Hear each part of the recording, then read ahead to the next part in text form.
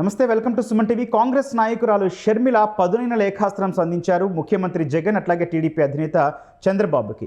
ఈ లేఖలో ప్రధానంగా టార్గెట్ చేసిన కొన్ని అంశాలు రాష్ట్ర విభజనకి సంబంధించిన అంశాలు ఇంకా నెరవేరలేదంటూ ఆవిడ లేఖ అయితే సంధించడం జరిగింది. అయితే ఇన్నాళ్ళు రాష్ట్రంలో ద్విముఖ పోటీ ఉంటుందనుకున్న నేపథ్యంలో షర్మిల రాకతో కాంగ్రెస్ కూడా రాష్ట్ర ఎన్నికల్లో రేస్లో ఉన్నట్టు కనిపిస్తుంది. సో తాజాగా ఈ లేఖాస్త్రం ఎవరికి అడ్వాంటేజ్ కానుంది, లేఖలో సంబంధించిన అంశాలేంటి, వీటిపై మాట్లాడదాం. ప్రస్తుతం అందుబాటున్నారు Suman TV news chief editor Keshav garu. CMR family mall ఇప్పుడు మన కేపీహెచ్బీలో ఫిబ్రవరి 10వ తేదీన ప్రముఖ నటి శ్రీలీల గారిచే ఘన ప్రారంభం. సార్ నమస్తే. సార్ నమస్తే గౌతమ్. సార్, షర్మిల ఈ లేఖ ద్వారా ఎవరిని టార్గెట్ చేసింది సార్? ఎందుకంటే చంద్రబాబు జగన్కి రాసిన లేఖలో ప్రధానంగా కేంద్రం పరిష్కరించిన అంశాలు అయితే కనిపిస్తున్నాయి. సో ఈ లేఖ ద్వారా ఎవరిని టార్గెట్ చేసింది? షర్మిల టార్గెట్ చేసింది అయితే ప్రజల్ని. ఓకే, అట్లీస్ట్ ఈ లెటర్తో అయినా ఆలోచిస్తారు ప్రజలు. ఆంధ్రప్రదేశ్ విభజించేటప్పుడు ఇచ్చిన హామీలు ఏంటి, ఇప్పుడు ఆంధ్రప్రదేశ్ ఉన్న స్థితి ఏంటి అనేటటువంటి అంశం పైన ప్రజల్ని టార్గెట్ చేస్తూ అధికార పార్టీకి నేతృత్వం వహిస్తున్నటువంటి జగన్మోహన్ రెడ్డి గారికి, ప్రధాన ప్రతిపక్షానికి నేతృత్వం వహిస్తున్నటువంటి చంద్రబాబు నాయుడు గారికి లేఖ రాసినట్టుగా కనిపిస్తుంది.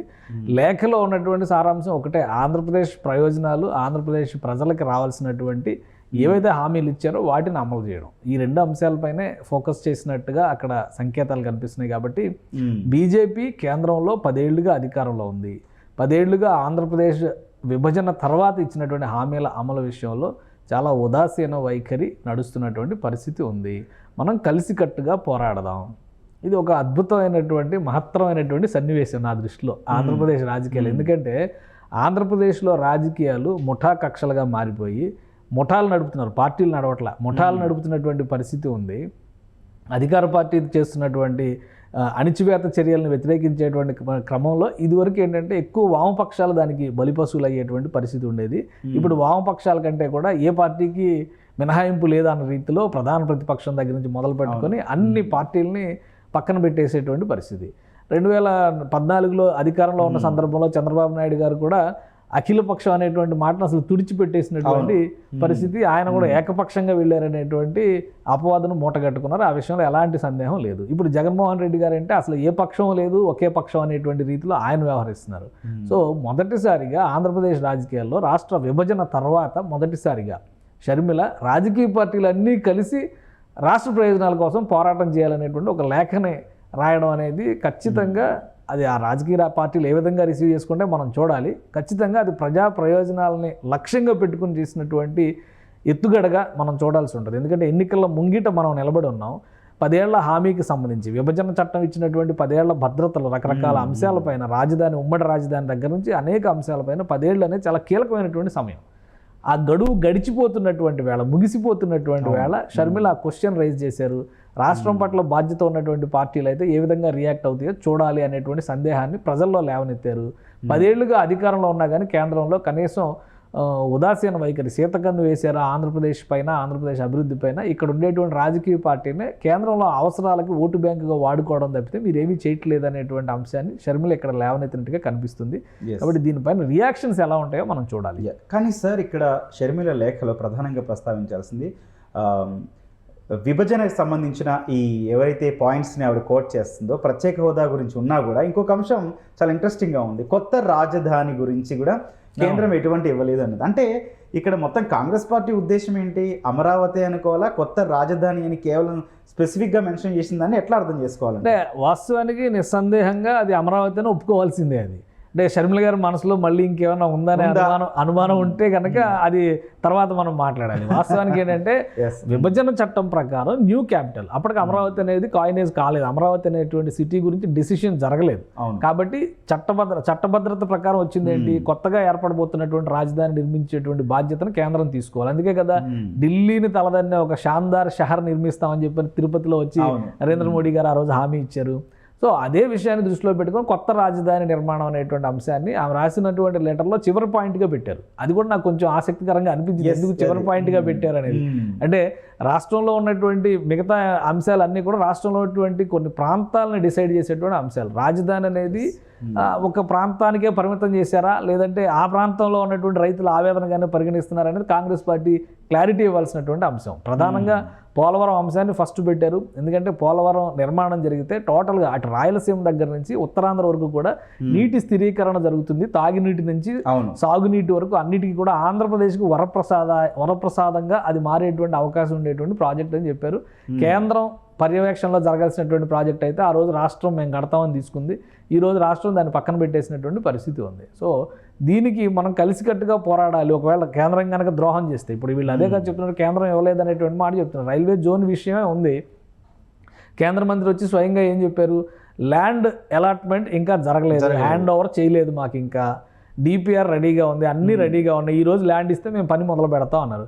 మేము జనవరి 2వ తారీఖున లెటర్ రాసామని విశాఖ కలెక్టరేట్ నుంచి కొన్ని వార్తలు వచ్చినటువంటి పరిస్థితి. జనవరి 2 అంటే ఏ జనవరి 2? 2024 జనవరి 2న మీరు హ్యాండ్ ఓవర్ చేస్తే వాళ్ళు ఎప్పుడు లెటర్ రాశారు, మీరు ఎప్పుడు హ్యాండ్ ఓవర్ చేశారు? ఈ నెల రోజులు అయితే ఏం పరిణామాలు జరగవు కదా, 20 రోజుల్లో పెద్ద కంప్లైంట్ ఉపయోగం లేదు. ఈ రోజు ఇచ్చిన దానికి రేపు ఎలక్షన్స్ కోసం ఏది జరిగిపోద్ది అన్నట్టుగా వీళ్ళు ఊరికే హడావుడి చేస్తున్నారు. చిత్తశుద్ధి లోపించడం అనేది కారణం. ఎందుకంటే ఆంధ్రప్రదేశ్లో గిరిజన యూనివర్సిటీ విషయంలో కూడా అలాంటి పరిస్థితి జరిగింది. గత ప్రభుత్వం ఒక దగ్గర ల్యాండ్ ఇస్తే మళ్ళీ తూర్చి అని చెప్పిన అక్కడ ఆల్రెడీ కన్స్ట్రక్షన్స్ కూడా మొదలు పెట్టారు. ప్రహరీ గోడ అవన్నీ డబ్బులు కూడా ఖర్చు పెట్టింది గవర్నమెంట్.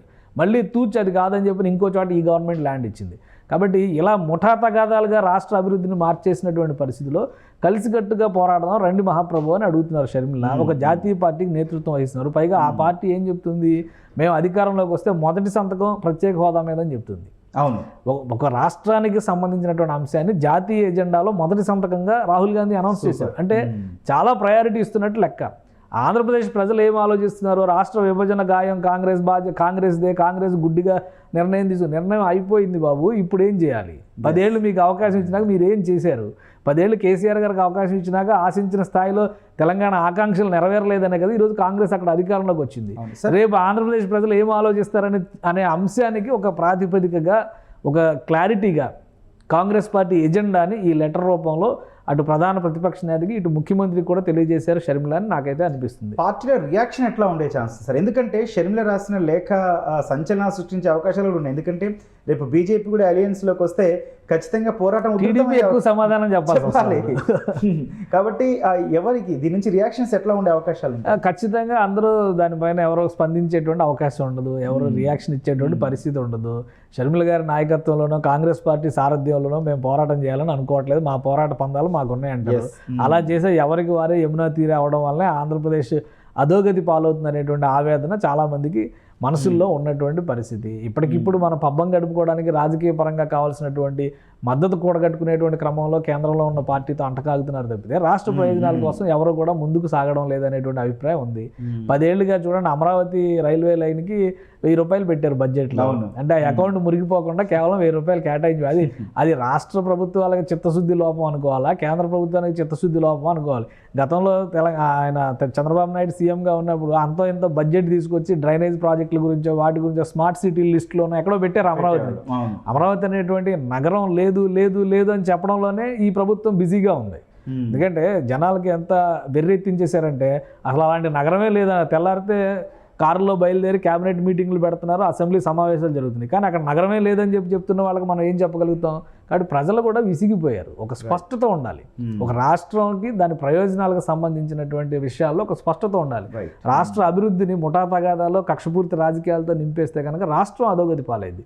ఎప్పటికైనా మేల్కొనాలి. షర్మిల గారు రాసినటువంటి లెటర్కి రిప్లై ఇవ్వడం మీకు ఇష్టం లేకపోతే వదిలేయండి. కానీ ఆంధ్రప్రదేశ్ ప్రజలకు ఇవ్వాల్సినటువంటి భరోసా విషయంలో మీకు బాధ్యత ఉంది. ఆ విషయం తేల్చి చెప్పండి. విభజన చట్టం హామీలకు సంబంధించి 10 ఏళ్ల గ్యారంటీ ఎంతవరకు నడిచింది? రేపు 10 ఏళ్ళు ఎక్స్పైర్ అయిపోతుంది. అవును, ఉమ్మడి రాజధాని అనేటువంటి ఫ్యాక్టర్ ఎక్స్పైర్ అయిపోయేటువంటి సమయంలో రాజధాని ఎక్కడ అనేటువంటి క్లారిటీ ఇవ్వాల్సిన బాధ్యత ప్రభుత్వాల మీద ఉంది. దానికి తగ్గట్టుగా నిధులు తీసుకురావాల్సినటువంటి బాధ్యత ఉంది. మేము విశాఖే పోతాం అనేటువంటి మాట ఆయన నిన్న కూడా చెప్పారు అసెంబ్లీలో. విశాఖ అద్భుతమైనటువంటి నగరం కాబట్టి విశాఖలోనే అద్భుతాలు చేయగలం, ఇంకెక్కడా చేయలేము అన్నారు. ఏమనంటే హైదరాబాద్ లాంటివి, మద్రాసు లాంటివి, బెంగళూరు లాంటివి, ముంబై లాంటివి 100 ఏళ్ళుగా నిర్మాణం జరిగినటువంటి నగరాలు అవి. కాబట్టి అందుకనే ఆ స్థాయిలో ఉన్నాయి. అంటే ఇప్పుడు 100 ఏళ్ళు కావాలా? మరి దొలేరా సిటీ ఎన్ని సంవత్సరాల్లో కట్టారు గుజరాత్లో? దొలేరా సిటీ గిఫ్ట్ సిటీని ఎన్ని సంవత్సరాల్లో కట్టారు? ఎన్ని వేల కోట్లు కేంద్ర ప్రభుత్వం ఇస్తుంది? అంటే రాష్ట్ర ప్రభుత్వానికి కేంద్ర ప్రభుత్వానికి సఖ్యత ఉన్నప్పుడు కేంద్ర ప్రభుత్వం కూడా తన ప్రయోజనాలను రాష్ట్రంతో ముడివేసుకున్నప్పుడు ఖచ్చితంగా నిధులు వస్తాం అనేది మన సమర్థత పైన ఆధారపడి ఉంటుంది. మనం చేతులు ఎత్తేసి ముందుగానే కేంద్రానికి మా అవసరం లేదు, మేము అడిగినా కేంద్రం పట్టించుకోదంటే 2 ఎంపీ సీట్లు ఉన్నటువంటి టీఆర్ఎస్ పార్టీ తెలంగాణ రాష్ట్రాన్ని తీసుకొచ్చింది. మీ చేతగానితనాన్ని మీ దగ్గరే పెట్టుకోండి, చేత కాకపోతే ప్రజలు నిర్ణయిస్తారు ఖచ్చితంగా. కాబట్టి ఆ రోజు వస్తుంది. షర్మిల ఒక ఇంపార్టెంట్ విషయం రాష్ట్ర ప్రయోజనాలకు సంబంధించి రైజ్ చేశారు. కాబట్టి షర్మిలతో కలిసి వెళ్ళకపోయినా కానీ రాష్ట్ర ప్రయోజనాల కోసం రియాక్ట్ అవ్వాల్సినటువంటి బాధ్యత ఆయా పార్టీలపైన ఖచ్చితంగా ఉంటుంది. Right sir, thank you sir, thank you so much, super విశ్లేషణ. రైట్, మొత్తంగా విభజన అంశాలకు సంబంధించి 10 ఏళ్ల గడువు ముగుస్తున్న వేళ షర్మిల లేఖాస్త్రం అయితే సంధించిన పరిస్థితి అయితే కనిపించింది. అయితే దీనిపై సమాధానం చెప్పాల్సిన అవసరం కూడా, ఎందుకంటే 10 ఏళ్ళు గడుస్తున్నా ఇంకా ప్రజల మెదళ్ళలో నానుకొని ఉన్నటువంటి విభజన అంశాలకు సంబంధించి ప్రత్యేక హోదా కావచ్చు, లేకపోతే విశాఖ రైల్వే జోన్ కావచ్చు, రాజధాని అంశం కూడా, ఇక్కడ రాజధాని అంశంపై కూడా షర్మిల రాసిన పాయింట్లో చాలా కీలక పాయింట్గా చెప్పొచ్చు. కానీ మొత్తంగా రాజకీయ పార్టీల మీద అయితే దీనికి సమాధానం చెప్పాల్సిన అవసరం కనిపిస్తుంది. ప్రజల పక్షాన వాళ్ళు ఏమనుకున్నారో కూడా చెప్పాల్సిన అవసరం అయితే కనిపిస్తుంది. Thank you.